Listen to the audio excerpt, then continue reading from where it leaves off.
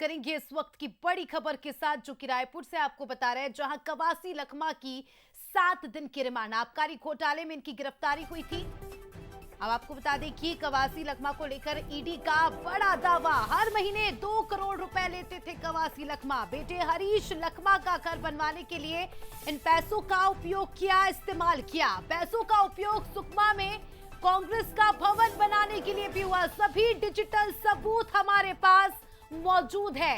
तो ईडी ने देखिए यहां पर गंभीर आरोप लगाए, बड़ी बात कही और कहा कि हर महीने लखमा 2 करोड़ रुपए लेते थे और इन पैसों का उपयोग इन्होंने अपने बेटे का घर बनवाने में किया। इसके अलावा जो सुकमा में कांग्रेस का भवन बना है वो भी इन्हीं पैसों से बना है। एक तरफ कवासी लखमा का ये कहना है, बंसल न्यूज पर खुद कवासी लखमा ने कहा कि भाई मैं तो गरीब आदमी हूं, गरीब आदमी को परेशान कर रहे हैं। और दूसरी तरफ ईडी का ये बड़ा दावा। ईडी ने बड़े ही कॉन्फिडेंस के साथ कहा है कि हमारे पास डिजिटल सबूत मौजूद है। तो हर महीने 2 करोड़ रुपए कवासी लखमा ने लिए हैं आबकारी मंत्री रहते हुए।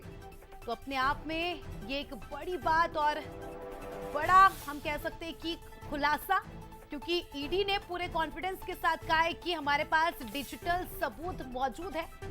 और ईडी ने ये तक कहा है कि जो पैसे कवासी लखमा ने लिए हैं, इन पैसों से कवासी लखमा ने अपने बेटे, जिनका नाम हरीश लखमा है, हरीश लखमा का घर बनवाया।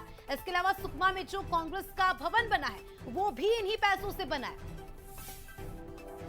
तो इस वक्त की सबसे बड़ी खबर,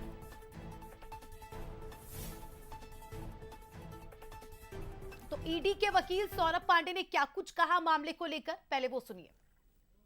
यही अभी तक के एविडेंस में आया है कि जो चीजें 50 लाख रुपए अरविंद के अनुसार, 1.5 करोड़ रुपए अरुणपति त्रिपाठी के अनुसार ने कुल मिलाकर के 2 करोड़ रुपए जो दिए गए हैं, वो अभी के तक के इन्वेस्टिगेशन में दिखाई पड़ रहा है कि उनके सुपुत्र के भवन निर्माण और कांग्रेस भवन के निर्माण दोनों ही सुकमा में जो हुआ है उसमें आया है।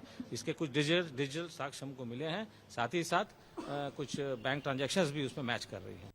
तो देखिए ईडी के वकील को तो आपने सुना, अब कवासी लखमा के वकील जिनका नाम फैजल रिजवी है, उनका क्या कुछ कहना है ये भी सुनिए।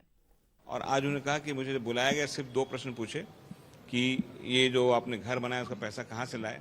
तो उन्होंने बता दिया कि 80 लाख रुपए मैंने लोन में लिया था और 10 लाख रुपए अपने बेटे से लिया था और 15 लाख रुपए जो है वो मेरे जो जमा पूंजी थी उससे मैंने लगाया हूँ। एक एक पाई आने का हिसाब उन्हें दे दिया। उनका कहना है कवासी लखमा जी का कि ईडी के पास मेरे खिलाफ कोई सबूत नहीं है, ये सबूत बनाए जा रहे हैं।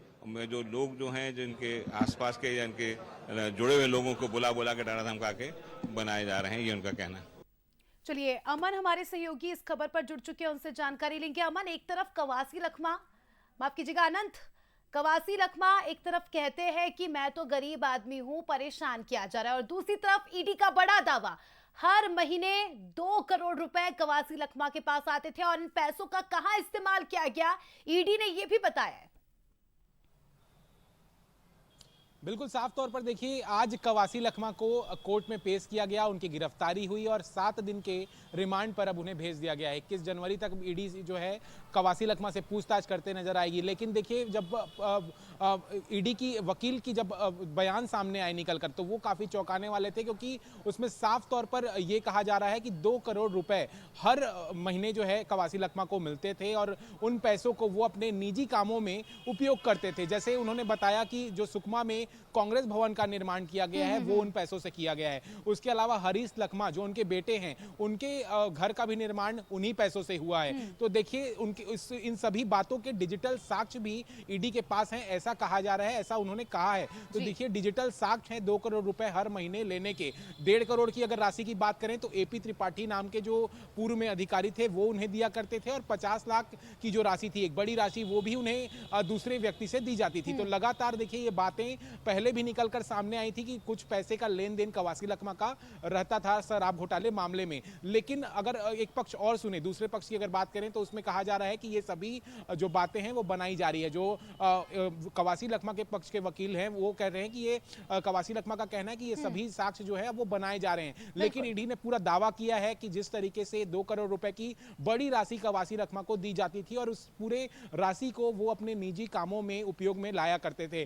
अब देखना होगा 7 दिन का जो रिमांड है उस पर कवासी लखमा है और भी बड़े पूछताछ होगी और भी कई बड़े खुलासे जो हैं वो होते नजर आएंगे। पूरे मामले पर ईडी जब कुछ अपना बयान सामने रखेगी उसके बाद और भी चौंकाने वाले जो मामले हैं वो सामने आ सकते हैं और इस पूरे शराब घोटाले मामले में और भी कौन-कौन से जो पूर्व में नेता रहे हैं वो शामिल है, क्या उनके सबूत भी सामने आएंगे, ये देखने वाली बात होगी। लेकिन सबसे बड़ी 200 करोड़ का शराब घोटाला और ईडी का बड़ा दावा कि 2 करोड़ हर महीने कवासी लखमा को दिए जाते थे, अपने आप में इस वक्त की सबसे बड़ी खबर है। और ये देखना दिलचस्प होगा कि क्या कुछ अब पूछताछ होती है, 7 दिन के रिमांड पर इन्हें लिया गया है और ये भी देखने वाली बात होगी कि क्या कुछ खुलासे होते हैं, क्या किसी बड़े नेता का नाम और आता है, किसी कांग्रेस लीडर का नाम और इसमें सामने आता है।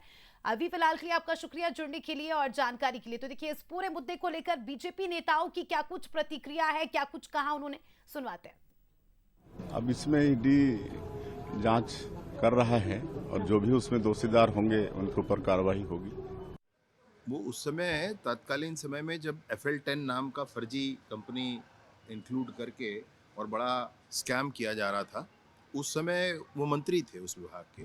कानून अपना काम पूरी ताकत के साथ करेगी, इसमें कोई किसी के मन में कुछ भ्रम ना रहे, स्पष्टता के साथ कार्यवाहियां होंगी।